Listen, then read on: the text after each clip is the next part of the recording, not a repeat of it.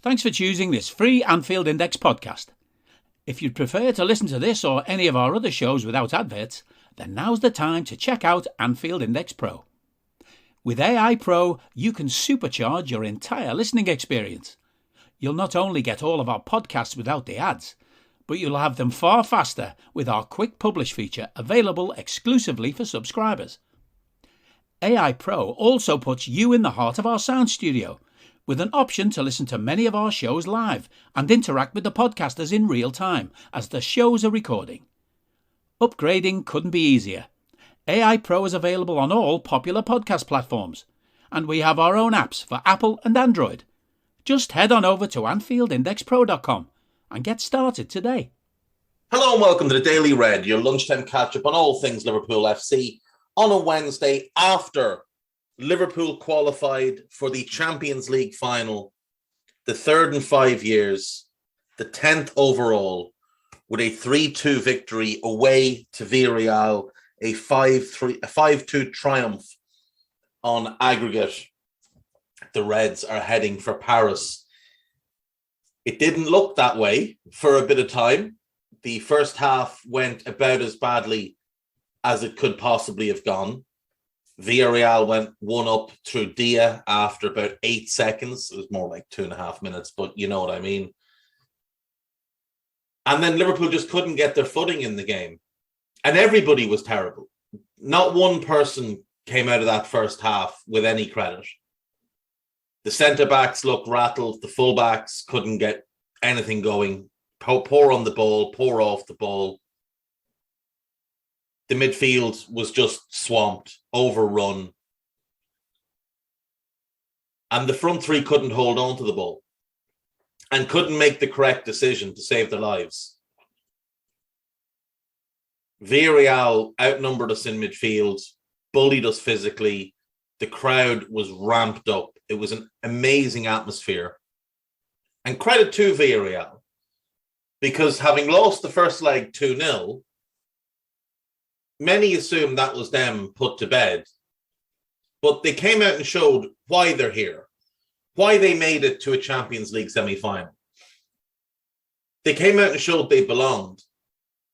And while the snobs and the Muppets decide to disparage them, and you have that absolute clown, Jason Cundy, who called them a disgrace after the first leg, coming out after the second leg and saying, well, the second half proves I was right. No, it doesn't. You were wrong the first time, and you're wrong now. You didn't play in a Champions League game, let alone a semi-final. So shut up. You have no idea what you're talking about. What gets me really wound up is Villarreal are being treated like some sort of imposter. They beat Bayern Munich. They beat Juventus. They beat European greats. In 2019, when Ajax reached the semi-final, with, by the way, a similar run to what Villarreal have had this season, it was a great story. Everybody was delighted for them. But that just shows the snobbery. Ajax traditionally are a big club. They have European heritage. Well, Villarreal won the Europa League last year, so they have their own European heritage. This was their second Champions League semi-final. And they earned the right to play in it. And not just play in it, but do it their way. And they did it their way. And you know what? It nearly worked. It nearly worked. In the first leg, we needed a massive deflection, a fluke, to break the deadlock. That game could easily have ended 0-0. And then last night, they come out and they just dominate us first half. We've got 3 in midfield. They're pushing 7 in on our 3. They had 4 across the midfield. Both fullbacks were stepping up into that midfield zone to press and to harry. You had Foyt, the right back, stepping up on Thiago. You had Estupin in the left back, stepping up on Naby. And then you had Moreno dropping back in on Fabinho.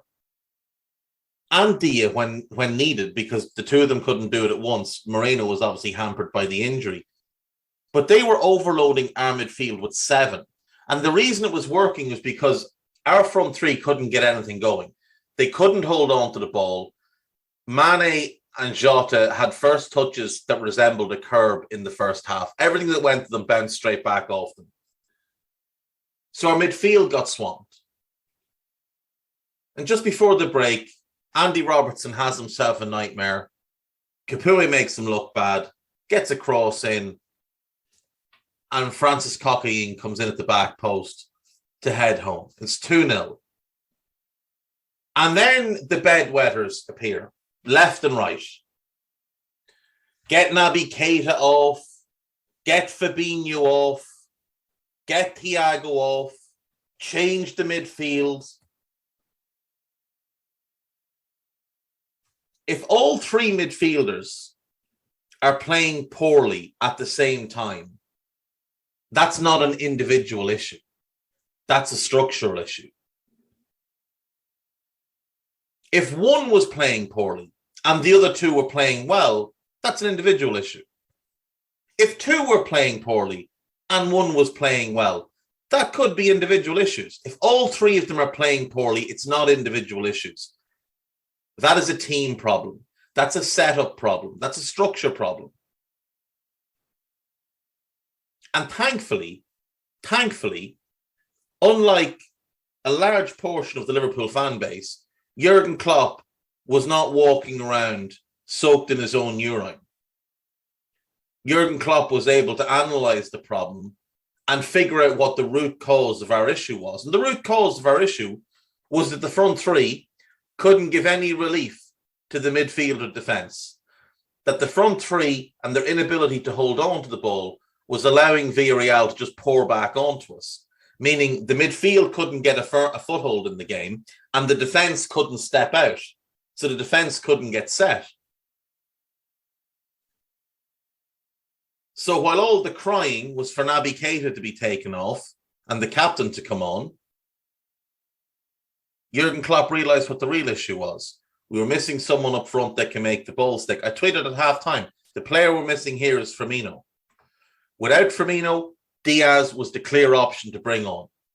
Someone with a great first touch, someone who can carry the ball, someone who'll take a man on, someone that the ball will stick with. And Diaz came on, and what happened? And not one of those bedwetters had the decency to come out and say they were wrong afterwards. Not one of them. They should have been taking themselves out for a wee walk after the game and letting their mammies and daddies change their sheets, flip the mattress, and whatever else goes on. Instead, they just slept in their own urine and got up today and with chest tried to claim again that Klopp got it wrong, despite the fact that we turned it round and won the second half 3-0. Amazing. Genuinely amazing.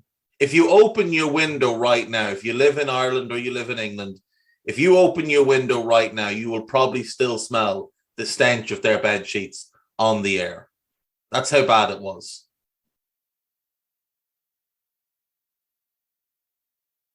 Diaz comes on, totally different game. The midfield can find their footing, can get things going, can find rhythm, can start completing some passes. All of a sudden, our defence is playing on the halfway line where they like to be. And we look like Liverpool again.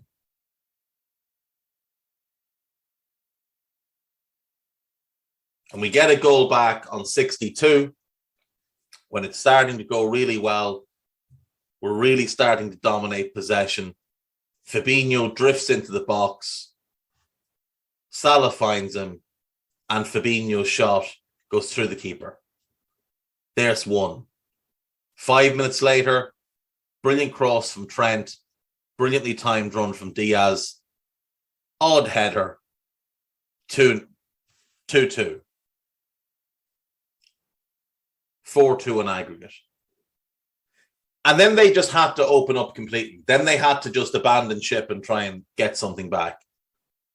And it's Naby's ball over the top. Sadio runs onto it. Shout out to my mate Naz, who tweeted a picture of Sadio beginning his run as Naby clips the ball. Sadio was obviously in his own half. And with all the crying about how UEFA wanted Liverpool in the final, Naz just tweets out, look, UEFA helping Liverpool get to the final. Look how far offside Mane is. And people thought he was serious, and it is now a viral tweet. But Sadio runs on, keeper comes charging out. Sadio beats him 40-odd yards from the Villarreal goal. Foyt gets back, for some reason tries to slide tackle, makes a mess of it. Sadio beats him, rolls it into the empty net. And it's 3-2 in the night, 5-2 in aggregate, and the Reds are heading for Paris. Then Klopp made some changes. Then he brought on Henderson, brought on Tsimikas, brought on Jones. Then he brought on James Milner a little bit after that, just to see the game out. Brought on the players to see the game out. The change he made to change the game was Diaz. And it's funny because you're going to have some people that will just entirely blame Jota, and it's not Jota's fault that things went as badly as they did. He himself had a very poor game, but it's just a circumstantial game. It's just in certain circumstances, Diogo Jota is not the choice through the middle. And he was the obvious one to come off last night because we needed a bit more physicality through the middle. So Mane switching across solves that. And then we needed someone that could make the ball stick. And again, Diaz solves that. We could have scored 5 in the second half. Salah missed a couple of good chances.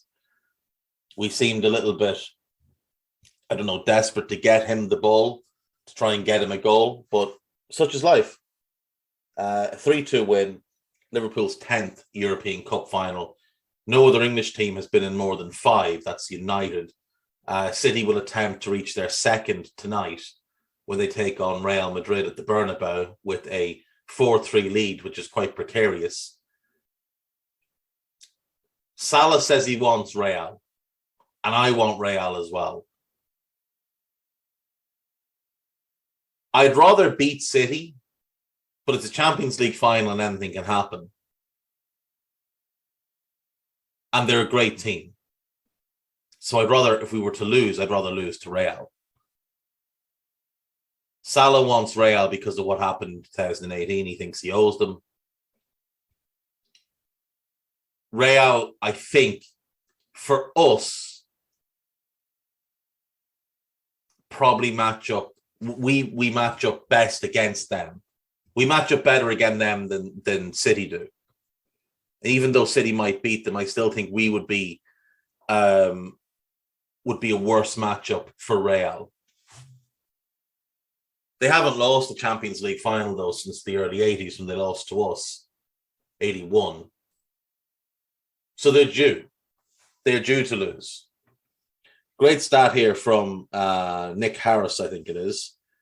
Luis Diaz has played more matches for club and country than any other professional footballer in the world in the 2021-22 season. 64. Of the 5 players on 60-plus games for club and country, Salah and Mane are both on 60. We have 6 more games left this season. Luis Diaz could play 70 games in this calendar year. Or this season, rather. Salah and Mane could play 66. 3 of the top 5 players in terms of games played this season, have been Liverpool players. And they're our best front 3. It is what it is. This is Anfield, have loads of post-match coverage. Their player ratings are a bit mad, but they're there. You can have a look. Obviously, Liverpool.com have some post-match. Naby Keita just proved his Liverpool future after huge Jurgen Klopp decision changes everything.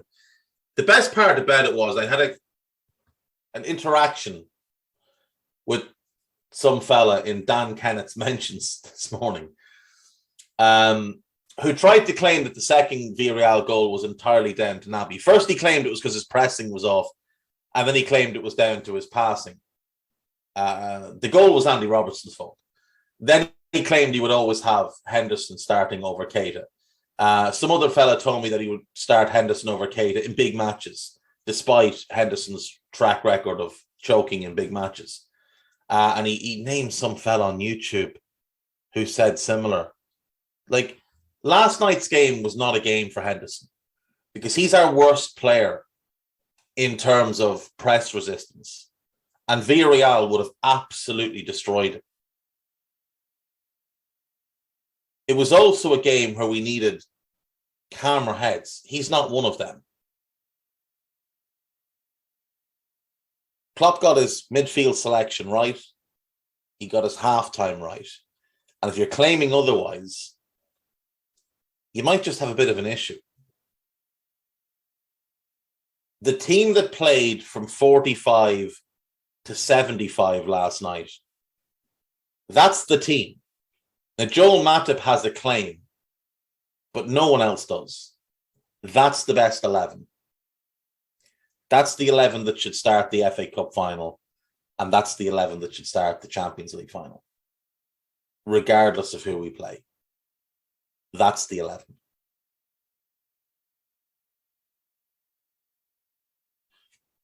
Jurgen Klopp can copy 20 million Borussia Dortmund transfer to secure next Liverpool star. Or no, next Liverpool bargain, I should say. So this is a piece about a young winger from Freiburg, Kevin Schade, or Schad, German under-21 international. Now, for those that know Barry, CEO of Brand Barry, on Twitter, Barry mentioned him a couple of weeks ago before any of these reports came out. So worth keeping an eye maybe on that one. Barry does tend to get some nice little bits of information. There's plenty of stuff on the two sites. Do make sure to check out what they've got going on.